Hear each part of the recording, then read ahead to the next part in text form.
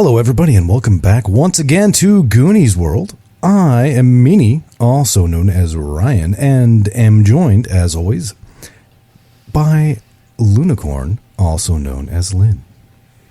Hi, good evening.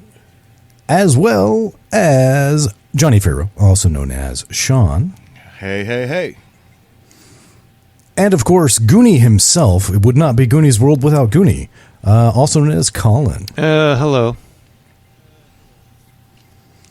And we are going to be jumping right back into the action here in the continuation. Well, sort of. Well, it will be the continuation of the Spirit series, but not necessarily of. I mean, there was like Being in Bart before and the different series in this. It's related, but only tangentially. So, yeah, we are in Alaska, as you may recall, and you have discovered some sort of strange pyramid apparently crashed into the forest, and it had been on fire, but you put that out. And it contained some strange charred remains that appeared possibly, in any event, they were tall and had large feet. Whether they were Bigfoot-type creatures or not is not entirely clear, because obviously they were all burnt up and not easily identifiable. Certainly any hair or whatever was not there. But upon sort of retrieving these carcasses from the object, you were accosted sort of rudely by what appears to be a Bigfoot type creature who came hollering through the forest, stomping his feet, and then basically rushed at you, and is now standing before you with his arms raised in the air, hollering this inhuman like wail as he's looking back and forth between all of you. And I think I'm going to have to ask you to roll initiative. Okay. All right, so that is our first digit of reflexes plus D4. D4. Good. Yep. I have a 6 altogether. I also have a 6. Okay. And what about River? River is having technical difficulties. Okay.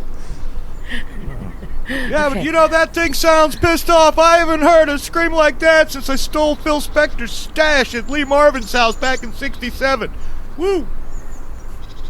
Phil has almost as bad a haircut, too. First digit of reflex plus 4? Plus D4. Yeah. Oh. Okay.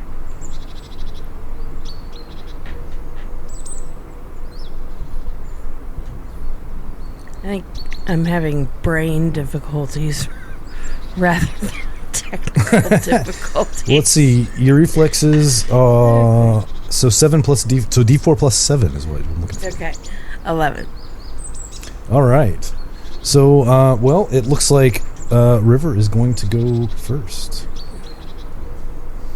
So you've got a large, hairy creature with its arms raised in the air above its head, screaming at you and glancing back and forth quickly, rapidly between all of you, as though it's trying to determine who it's going to attack, possibly.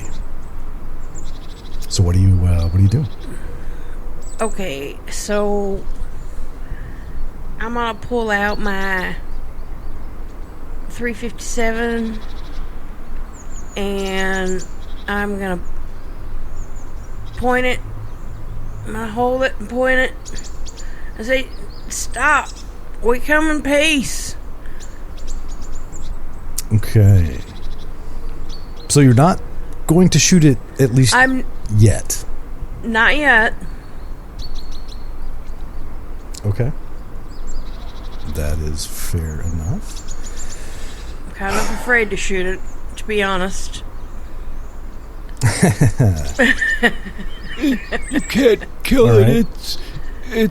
It's just scared. Well, what if I just like kneecap it? Can I kneecap it? No, it's too precious. I don't know what you want me to do here, Bart. We're getting ready to get our arms and legs torn apart and probably eaten. So, I kind of want to stop that from happening. Just wait till my turn for initiative. Well, your turn will be coming shortly, but unfortunately, this creature had rolled a 10, so he's going to go now. And his eyes kind of drift down upon River and then linger there, because he was kind of darting back and forth between all of you, but then he kind of notices River, and he seems his eyes, his gaze lingers there a little longer, and his arms, which had been raised above his head as he was screaming, he stops screaming as well, by the way, and his arms he lowers, and you've got your gun obviously out and pointed at him, but he begins walking in your direction, with his arms outstretched, less like he's going to attack you and more like he might be going to grab you. Oh. And I would say, effectively, since you didn't actually take an action, you kind of went on hold. You basically pointed your gun at it and went on hold. So right. you could, if you were so inclined, attempt to shoot it at any point as kind of an interrupt. But he has not. He's still, 10 feet away or something. But he's not running at you. Even he's kind of walking slowly, and it's like staring at you, right? And he's like walking with his arms outstretched. And that's what he will be doing while Bing and Bart both got 6s, so Well, Bart, I defer to Bart. Bart is going to... Actually, what I was going to do is I'm going to say, "Oh, hey, you're the Bigfoot expert," and get behind you. Well, okay. I was going to actually stand in front of you guys anyways, like shielding you guys, even though River has her gun out, he's going to be blocking her, and he's going to have his hands outstretched to the sides, kind of shielding them, and he's going to try once again to reason with Bigfoot. He's going to do his grunting language, like and try to say like, we come in peace. Okay. I would say make what's probably intelligence would be the most relevant. Okay. Intelligence is not super high. We'll see. No. 91. Oh, 91. Yeah, that's not great. I think it speaks a different dialect than the Pacific Northwest one. Yeah, he kind of looks kind of down at you as he's walking towards River, and he makes a response that sounds like, but yeah, it doesn't make any sense to you, really. But he points at it, but it points as it's making this noise. It points at River and continues walking in her direction. Is Bing going to do anything in particular, or just cower? Well, I wouldn't call it cowering so much as deferring to the experts, but he's moving aggressively, right? I don't know. Is he going? You think he's Bart? You think he's going in for a hug, Bart, or you think he's going in for the bear hug to kill? I think he's attracted to River and wants to take her to be his lover. You should be honored to receive this. This is Honored. this is once in a lifetime opportunity for you. You sound a little jealous, a little envious there, pal. But you've had your shot, as I recall. Can you imagine? Just reminds me of about 7 other Phil Spector stories, but I'm not going to tell them right now. Just don't look in that guy's attic, whatever you do. Anyway, no, I'm not going to... I'm going to see what happens with him. Well, make a perception roll as you're sort of talking and looking back and forth at this creature. Yeah, my perception is not bad at all. So I have a 16. God. Okay, well, as this thing is, and now it's probably halved the distance. It's probably 5 feet away, and its arms are really long, so it's getting pretty close to being able to make contact. But you notice, oh God! I don't know how to say Get this. the camera! Get the camera! Get the camera! Well, I've got a camera. Okay, yep. Snap, snap, snap, snap, snap, snap, snap, snap, snap, and until the whole roll is gone. In my little 80s camera, my 70s camera.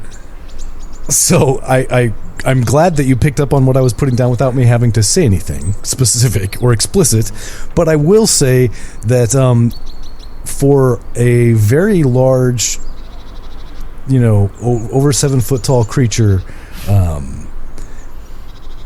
it's well, and as you may or may not be aware, sort of in primates, the size of the creature doesn't necessarily reflect on how well endowed they are. And this particular creature, it's kind of like a thumb. This is disappointing. It's like a button on a fur coat. Don't shame him. It's not his fault. It's normal to have that size for a big man to have a smaller. I mean, for a Bigfoot to have a smaller size penis. It's completely normal. It's the same thing I said to Joe Namath in the locker room that time. So, important side note, however, as it's approaching and closing in, and you spot the thumb-like appendage on this creature's groin area. You said you start snapping pictures. Is there a flash? Yeah, I was thinking that same thing, and I almost thought about narrating one, because it would be funnier, but it's broad daylight, and he's been taking pictures already, so, I don't know that he would. If it is still daylight, probably not. So my instinct at first was, that'd be funny, and then I was like, no, he wouldn't do that. Just kind of a non-verbal thinking about it earlier. So, probably not. Unless it's night, and then definitely. Or so murky that... Well, it is not night, it is afternoon at this point. And really, at this point, and this far north, there kind of is no night this time of year anyway. Oh, that's right, yeah. So, yeah, a flash wouldn't necessarily make sense, but, I could go either way if you accidentally turned it on. Whatever. Yeah, but the point I don't is, think I will. Okay. That works for me. The sound does seem to momentarily distract him, and he kind of stops approaching, but he does not flinch or run away as he may have done had he'd been blinded by a flash. So he kind of stops and looks confused, and his outstretched arms kind of sink it a little bit, and he just kind of gets confused look on his face as he hears this snap snap snap snap of this camera taking photographs. And that's basically his turn. So River, what are you doing?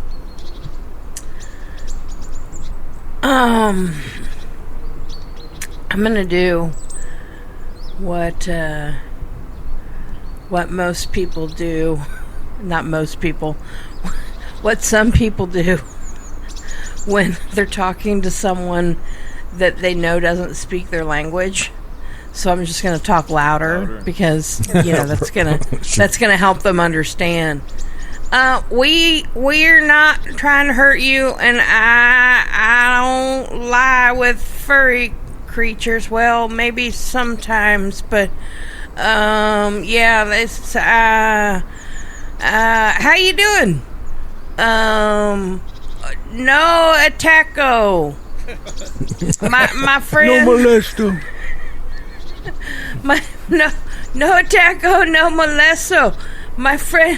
My friend Bart here, he wants to study and learn about you. And she's just going to keep talking louder and louder and, thinking that somehow that's going to make it understand her, even though she's not that dumb. But all right. Well, for his turn, he had been temporarily distracted by the shutter sound of the camera. But now that you've started talking, he looks back at you and begins, his arms once again raised, and he almost seems to be encouraged by your words, like he's thinking that he clearly obviously doesn't understand what you're saying, but he's thinking that you're either he thinks you're inviting him, or he you want it. Yeah, doesn't understand what's going on. You're active.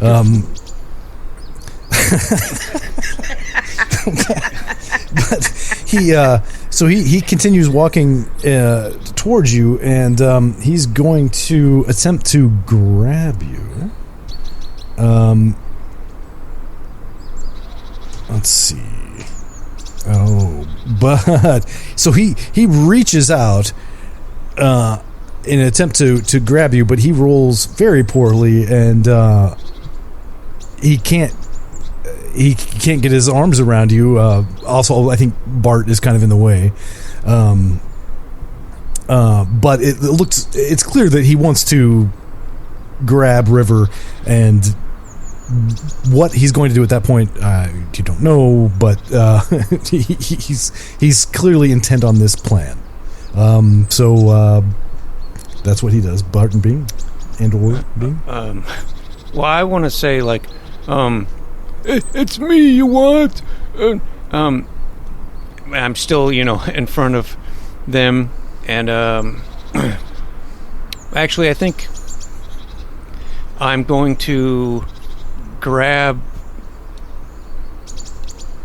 I'm not gonna try to take her gun, but I'm gonna try to lift up her arms to where she's firing, to it's pointed up, towards the air, and try to fire the gun in the air to maybe get him to back off, if she'll even allow that. Oh.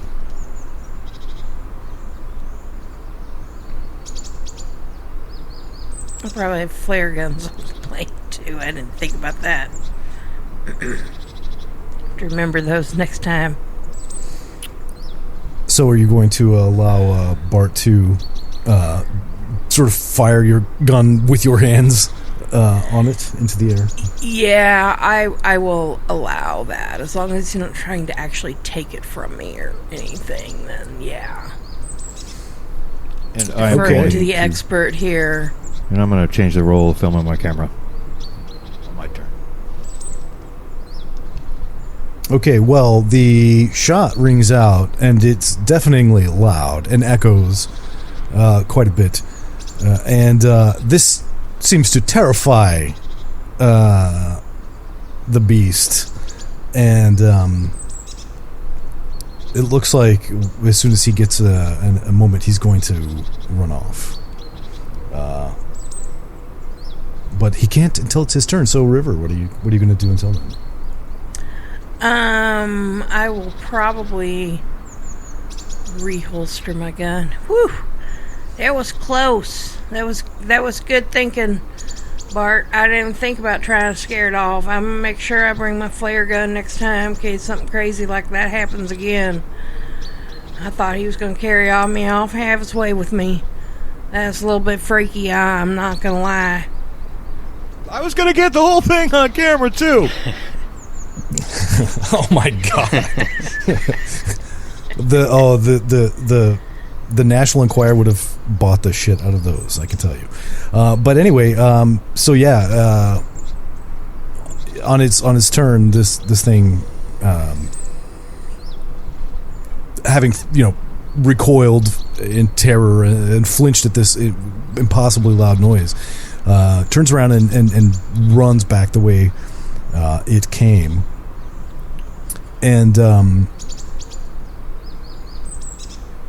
yeah, so it disappears into the woods. And now I got his back camera. I try to run after a little bit and take pictures, but hopefully we got some business. You scared it off. Yeah, Should we follow it? I don't think we should try to enrage it or anything like that. We're lucky we survived, a Bigfoot and heat, or that is mating. It could be mating season, so you're lucky. I mean, you're not lucky.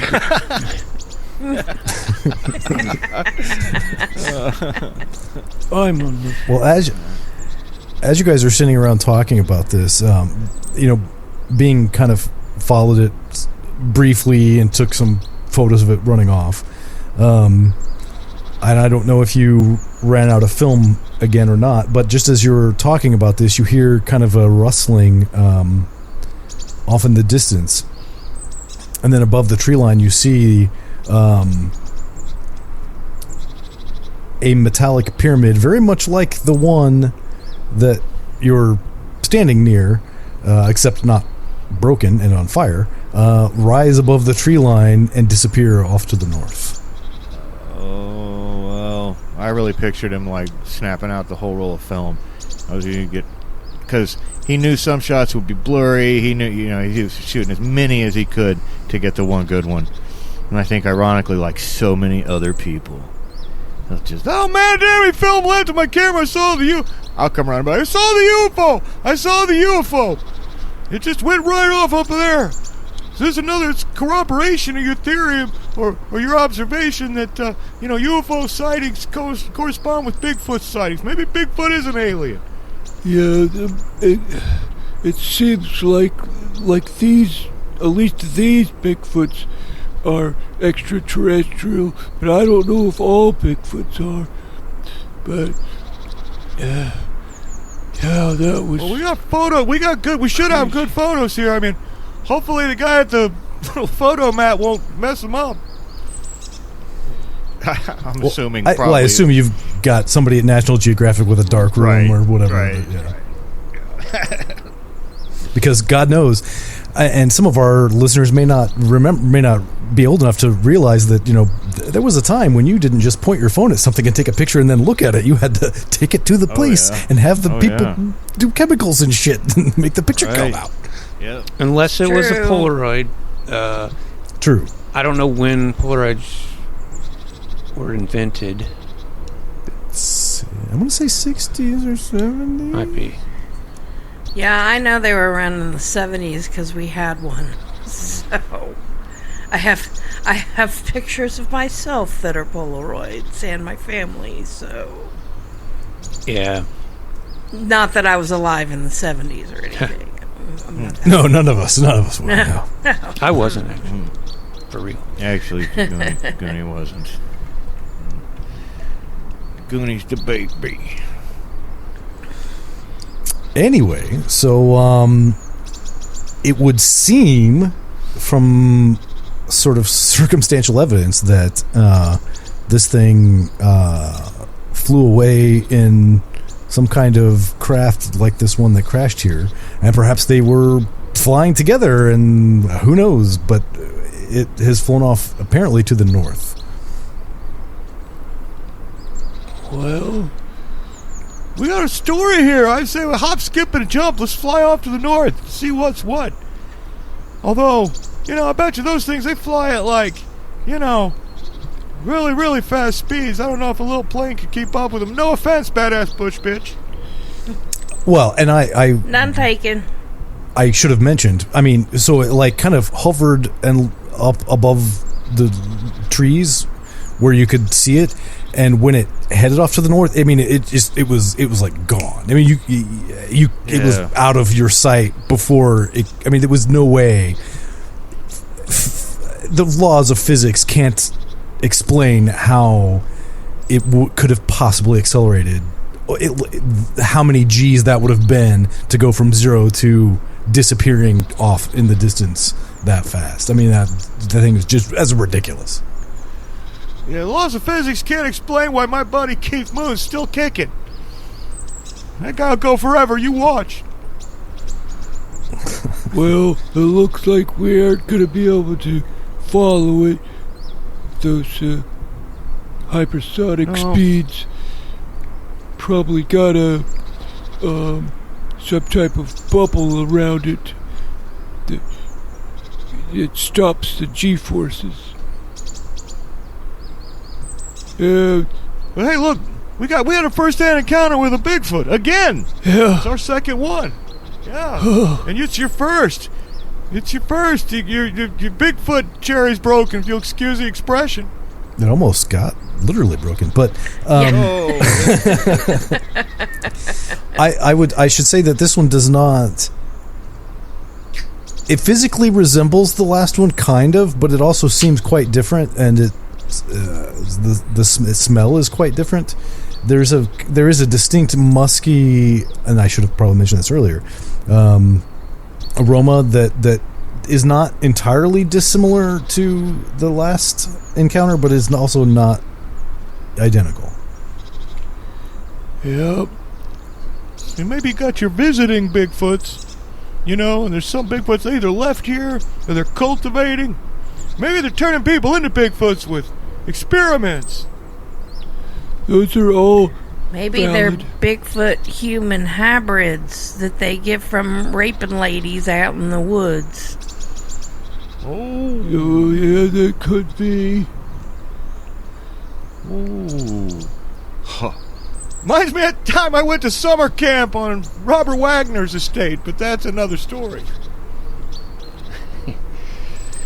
You gotta have some lawsuits if you say that in public. It's a fictional universe and an alternate reality, of course. Well, and apparently in this alternate reality, Keith Moon survived into the 80s. I forgot we were in the 80s. I thought we were still in the 70s. Well, I he didn't said realize we were in the 80s. Late 70s, maybe late 70s, early 80s. Yeah. Okay. So well, I guess he could be. There's a little wiggle room there, but no, I'll withdraw the Keith Moon and give you who died in the John Belushi. Well, I think I already made a joke about him not living forever. But yeah, well, in this universe, Keith Moon kicked on a few years longer then. But yeah.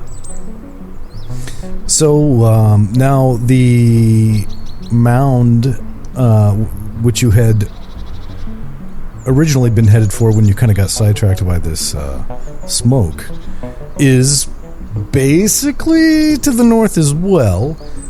So that could be where this thing flew off to, or it could be, or could not be. Who knows? But about as good a lead as any. Yeah, and we were gonna try to get one of these corpses onto the plane. That's what we were doing. So let's pick up this ashy alien. Remember, you're sitting in the back with him. I still got shotgun. That's fine. Let's all drag him or her, to the plane. Pick him up. Remember, we made a little stretcher out of my kimono. So Yeah. So let's try not to break him. All right. Yeah. So you and it's it's quite a hike back to the plane, which you have tied off. Had kind of landed on this large lake. kind of halfway to your destination, which I believe was Anaktuvuk Pass. So yeah, you haul this thing all the way back to the plane, and just sit it in one of the back seats, I guess. Strap it in with the seatbelt. Yeah. All right. Yeah, it's a little bit too tall, really, but I mean, it's not going to complain. So, so yeah, you get it strapped in and secured, and I assume all get boarded on yourselves and get back in the air, heading towards this little town, this little airport in Anaktuvuk, I assume. There's really nowhere else to go. And that's where the mound was? Well, you certainly... Yeah, well, yeah, that's where the airport is. It's still like a day's hike away from the airport, but it's the closest place that's got an airport to where we were going. Yeah. Where the mound is. Closest place we can land. There's probably no lake or water up by the mountain. Yeah, it's kind of in a very... I mean, theoretically, you could... I mean, it's kind of in a river valley, surrounded by mountains. There might be a place to land. You'd have to kind of overfly it and scout it out and find a place. But it's just so dangerous. An airport is vastly safer. Yeah, I want to trust the pilot on that one. Yeah, well... I think it would be best if we, Lena, as long as you boys don't mind a little walking. Yeah. We're gonna have like a 15-mile hike, so... I'm ready. Walking for the last 2 hours. I'm ready. I told you I'm going to be going for at least another 34 or 35 hours. Excuse me. Okay, well, it takes several more hours to get there. Of course, the sun is, by this point, getting as low as it's going to get on the horizon. It's kind of getting into evening. But, of course, it doesn't really get... It doesn't really ever set this time of year, especially here. And pretty soon you spot the airport and the small town. It's like a few blocks with, like, you know, what are those, like, almost like prefab steel buildings and some houses for a few blocks. And it's basically a few blocks here, a kind of a main strip, a few blocks here, and then an airport, and that's about it. I mean, this couldn't possibly be home to more than a few hundred people. They only have an airport, primarily have an airport just because that's the only way to get here. So you were able to land without incident in the kind of twilightish faux sunset without incident. I don't know if you want to just start walking through the night. I mean, you're probably fairly tired. You've had kind of a long day of travel and adventure already. I don't know that Bing is particularly tired, given that whatever drugs he's been up to. But yeah, I don't know. I mean, I don't think I could sleep a week after what we just encountered. You know, I got nerves and everything. But it has been a long day, and I don't know if River's tired or not. I'm a little tuckered out. Well, maybe there's a hostel we could stay in or something.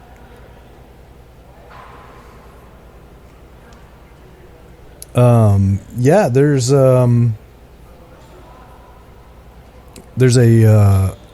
basically there's a like a bed and breakfast, and that's kind of your option.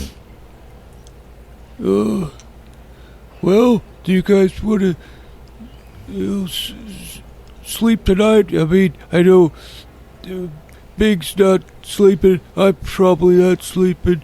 But if River needs her sleep, then maybe we should spend the night here and then head out tomorrow morning. Cause it's gonna be a long hike, So we'll probably need to eat a breakfast and everything and head out. Let's go to the bed and breakfast then. I'll put my foot in a foot bath, for a while, get them all ready for tomorrow. If you guys need it. Plus, I think you need some sleep anyway, even though you don't feel... you'll fall asleep once you lay down, trust me. Yeah, maybe if I eat some of this pancakes or the syrup, I don't know. It's just very calming. Something about those pancakes I had. Tell you what, let's go to the bed and breakfast. I'll make us all a nice cup of tea. And we'll all sleep deep, even me. Well, I think I see where you're going with that. Well, yeah, you it's just a few blocks walk to this low one-story building, and they have it's like a 4-bedroom bed and breakfast, and there's nobody occupying any of the rooms here. So the owner is happy to rent you 3 of the 4 rooms, and it's called a bed and breakfast, but they don't actually. I mean, you have use of the kitchen, but they're not going to cook you any meals or anything. I mean, you can cook your own stuff if you've brought whatever, or you go buy some groceries or whatever. But yeah, it's not like they're not providing you actual breakfast or dinner or anything else. Yeah, we got kitchen privileges. It's just the way it works at the Stones Mansion. Yeah. So yeah, you guys get keys to your rooms, and that's I don't know. What are you gonna make some dinner? What are you gonna do? I'm gonna make a heavy downer tea, like a fuck ton of barbiturates and stuff in it, but most of it for myself, a tiny bit I'm gonna put in Bart's tea, and I'm not gonna mess with River's tea. All right. So I assume you'll all enjoy your tea, and yep, nice hot tea. It's very, very soothing. And makes you very sleepy. And so you all wake up the next morning feeling quite refreshed and ready to continue your adventure. I should mention that you did see a little, or you did pass on your short walk a small business that had like kind of a handwritten sign, like shoved into the ground that next to some ATVs and snow machines that said rentals. So you possibly could rent an ATV or something, or a couple of them, since there are 3 of you, or you could just choose to hike. Well, you can always walk, but come on, 3 of us on those ATVs. Oh yeah. Yeah, that kind of sounds like fun. Born to be wild, man. Well, I don't know. I'm a little afraid to drive one of these. Well, I already drove all the way from California to Colorado, with you on the back of a Harley, so... Yeah, maybe I could just ride on the back of yours. Why don't you ride on the back of hers? Because, she's smaller and you guys share the space better. Oh. I can let you ride, bitch, with me if you want. But I have to hold on to you. I don't know. As long as you don't have no Roman hands and Russian fingers, then I think we should be 5 by 5. Well, I just, that's like third base or something, I think. Yeah, I think you need to realize, Bart, given your life situation, this is probably the closest you will ever be to a woman physically, in your life, so I'd enjoy the ride. Well, okay. Until you meet that special Bigfoot lady I know you're looking for. How can you imagine? Okay, I'll be a gentleman, and I will sit at the back here, and I won't try anything. All right, then. I'm going to make sure that I grab a couple things, especially since we're taking ATVs. Make sure this time that we definitely have flare gun, and I've got a list of stuff that I'm assuming is always with me, especially if I'm hiking. But flare gun is not on that list, so I would like to put it on that list. And y'all think we need fire extinguisher too? You can always use a good fire extinguisher. That's true.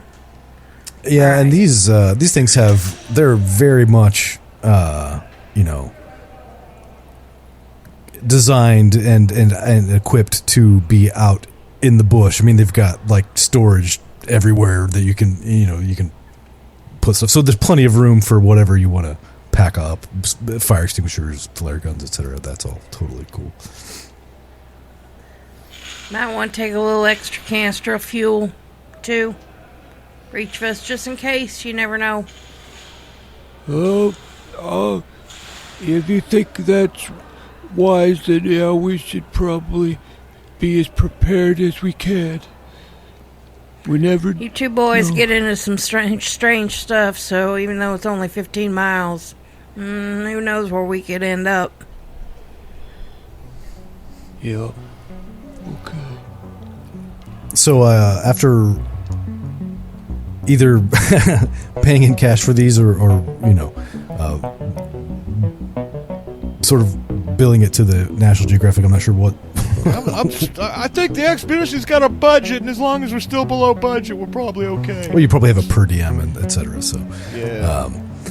yeah, so you have no problem negotiating. You get a couple ATVs and get them stocked up with all your stuff and head out of the town towards the north. And it's still it's rugged and terrain and forested and not, you can't exactly go full speed, but it's a hell of a lot faster than walking, which would have taken a full day probably, if not have even more than that, like having to stop and camp, which I don't know that you're necessarily prepared for. But after it takes a few hours of fairly hard terrain, and of course you are getting into the mountains, or from the town you could see pretty close the looming mountains, and of course now you are among them, kind of down in a little forested valley, and it, after a while, it kind of spreads out into almost like an alluvial plain. There's all sorts of like little bodies of water and stuff that had at some point probably been part of a river system, oxbow lakes, etc. Oh, hey, kitty, coming back. And it should be just probably, I don't know, you feel like you're getting close, and It's pretty thickly forested. Who's in the lead? Is tearing ahead recklessly, fueled by drugs, or is he letting River take the lead? I think I'm going to let River take the lead on this one. You know, I might meander a little bit. That would be best. Yeah. Okay, I would say make a perception roll to see if you can find this thing in the forest.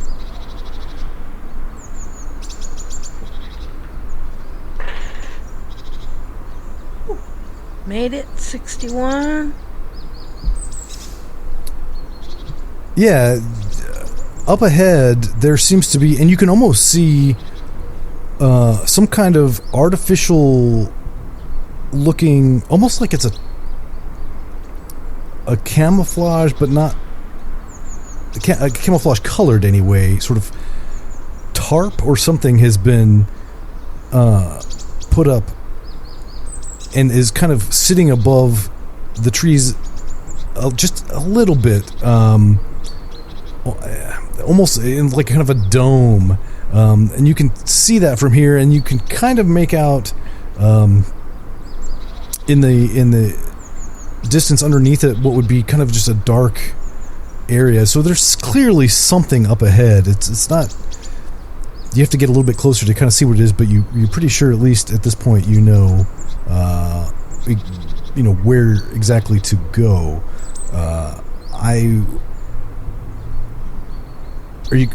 Would you continue, you think, on the ATVs at this point, or would you go on foot?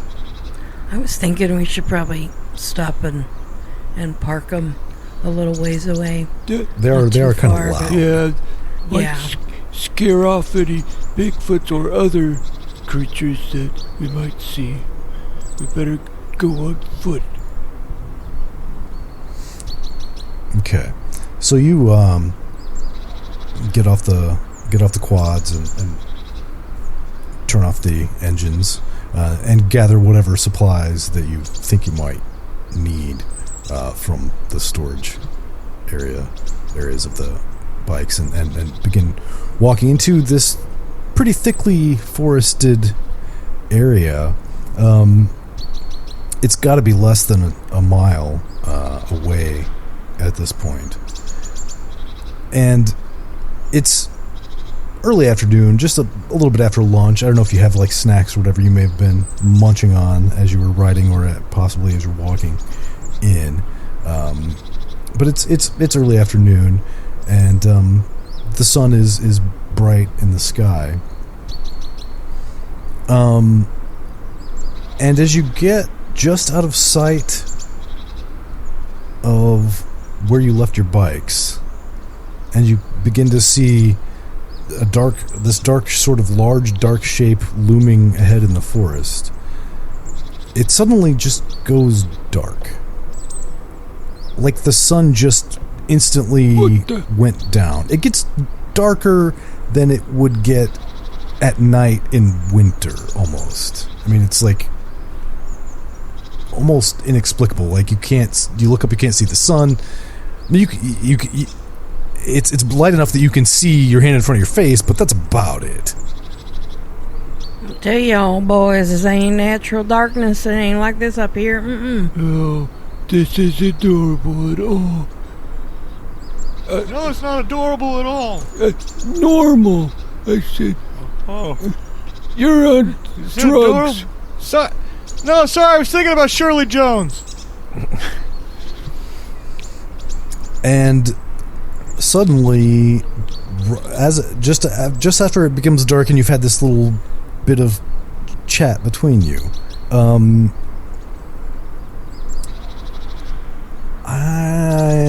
everybody make a strength test. I'm strong. 21, which succeeds. Failed. Oh, I made it by 1. I have 45 strength. I rolled a 44. Hey, that's good enough, but unfortunately, River did not make it, and River you begin not only is it dark, but now you begin hearing voices that aren't there of relatives and friends and people you know that aren't here, and they're telling you should leave. You shouldn't be here. You need to leave. She's the only one that hears that?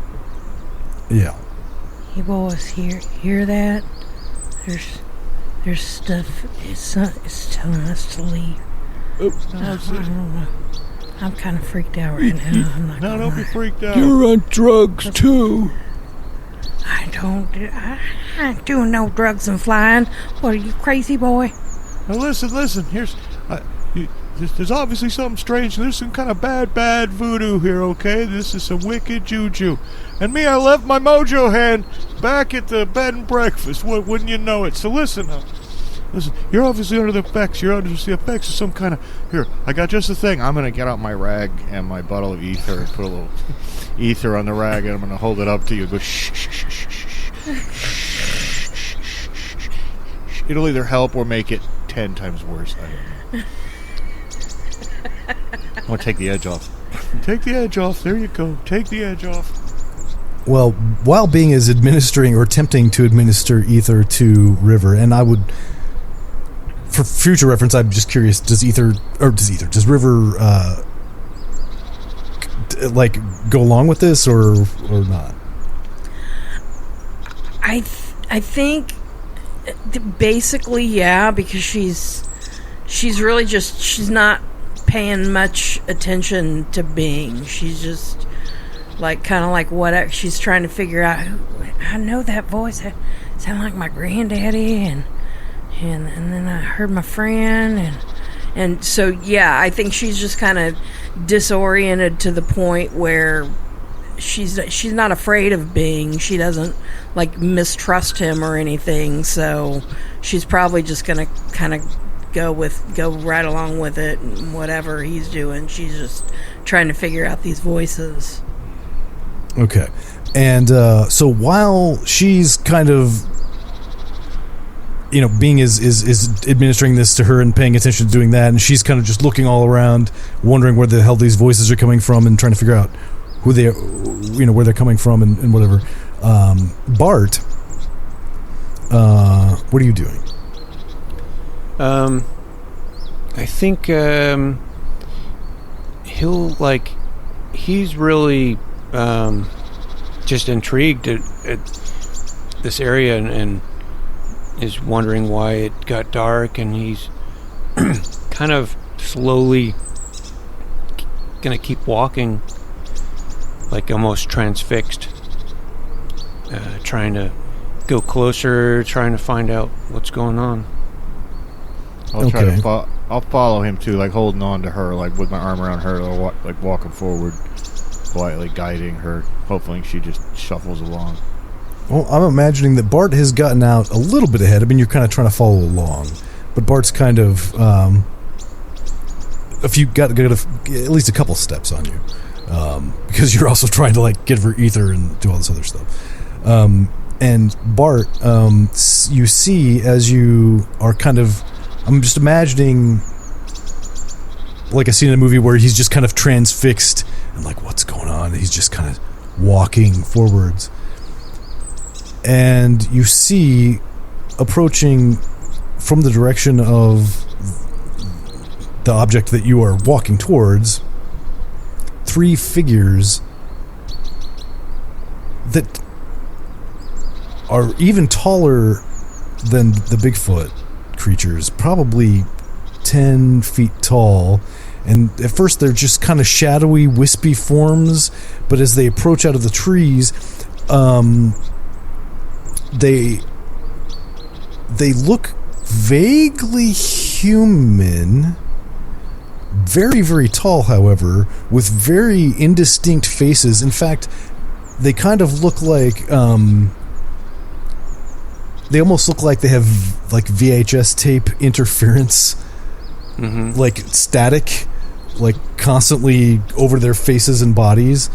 And you can't really make out distinct features of their faces, and their arms are very, very long, all the way down, like past their knees almost, or where you would assume their knees would be, and their legs are also very long. They almost look like Endermen from Minecraft. In terms of proportions, or Slender Man, or whatever. But as they get close, as they approach you, they, like I said, they look human-ish in body shape in terms of like arms and legs and stuff, just wildly out of proportion to what you would expect, and also obviously very tall. But they all three have these I mean, it's hard to call them plaid shirts because that's not what they are, but their torsos are covered in this pattern that looks plaid-like, red and with stripes and whatever. It doesn't look like a shirt, but it's certainly recognizable as plaid, even through the weird static and interference and stuff. And they're just kind of wavy, and they just step out in front of you and just kind of stop. All three of them just standing there. They don't say anything. You guys see but they, this? Seeing something. I mean, there's some folks up there. I think we're having a bona fide supernatural experience right here now. Yeah. Didn't I meet you guys at a David Bowie concert once? No, I don't think it's them. Never mind. No, you're right. It's a bona fide soup. Hey, well, wait. I get my camera out. Snap. No sudden movements. Well, it is very, very dark now. I don't have a flash. I don't care. I'm gonna have to do it. We're gonna risk it. We're gonna risk a flash. They probably wouldn't even show up on our. And it's all like visible. It's gonna be. I think they're camera proof anyway. It has this weird feeling. You never know. Look at weird interference and static. They're playing tricks with light. But we gotta get a picture of this right now. So yeah, I'm gonna flash.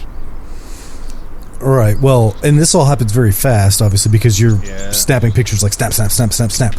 But as soon as the flash, you take the flash photograph, these things all just disappear, and then you take another one, and of course your eyes are still recovering from the flash, so you don't even. But it's very clear that when the flash is activated several times in a row, that they are not visible in the flash, the light from the flash at all. And after you've taken your pictures and after you've stopped taking pictures, it's going to take a few seconds. I mean, all you can see is just blue, right, as your pupils have to get back to a size where they can actually see anything. But it was apparent, like I said, that when the flash went off, these things were not visible any longer. But as your eyes recover, they are still there. Okay. Well, Like I said, they're playing tricks with light. yeah, these might be like interdimensional aliens or something. They're phased into our reality, but they're not all the way here. There's some interference. Yeah, well, you know what? I'm not all the way here either. So maybe let's slowly approach them. Okay. We'll offer them some ether and a gesture of interdimensional enmity. Then do you begin to approach closer? Yeah, but like deferentially, And it's quite the same way you gotta walk up to Marlon Brando, okay? Just nice and easy, big fella. You begin sort of tentatively walking towards these things, and as soon as you do, you all, I would say here, but that's not what it is. You have transmitted into your brains the words, "Come no further." They're speaking to us telepathically. I told you they were talking. Except they sounded like my relatives before. And my friends and stuff. But it sounded like that to me. It could. Well, it didn't that time either, but... Okay, we're not going any further. He'll hold his hands up and pause. All right. And then they say, or then you have transmitted into your brains the message. We believe this language should be comprehensible to you. Do you understand? I comprehend. Yep. Yep. I'm just glad you're not speaking his made-up Bigfoot language. It's not made up, you idiot.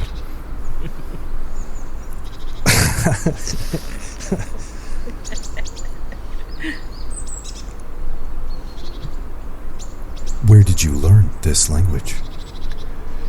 Oh, I learned it from a Bigfoot that... Well, no, I learned it from, originally from a Toloa shaman in, Jupiter Springs, California. He knows the language. He taught it to me. Oh yes, those must be the native creatures you're speaking of. They're not the same ones that we have here. Oh, I thought as much.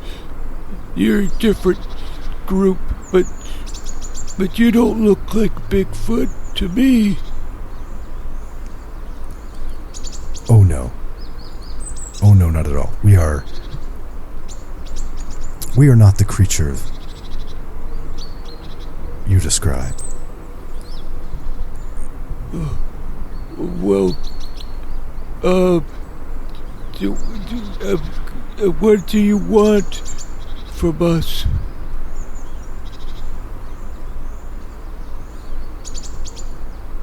Our primary interest is that you leave.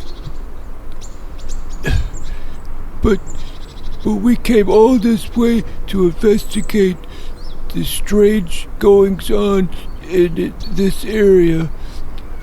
We got a funding from National Geographic, and we want to know the truth. We want to know about the universe and all the secrets, and I want to know more about Bigfoot. Plus, unless you can demonstrate that this is legally your private property as recorded in deeds in Fairbanks or Juneau or whatever the capital of this great state of Alaska happens to be, then this is a free country and this is public land and we have every right to be here. So there's no reason to be nasty. I mean, come on guys, let's party. Let's get to know each other. Loosen up. Let down your plaid, man.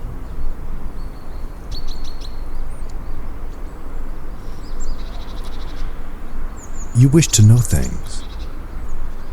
Yes.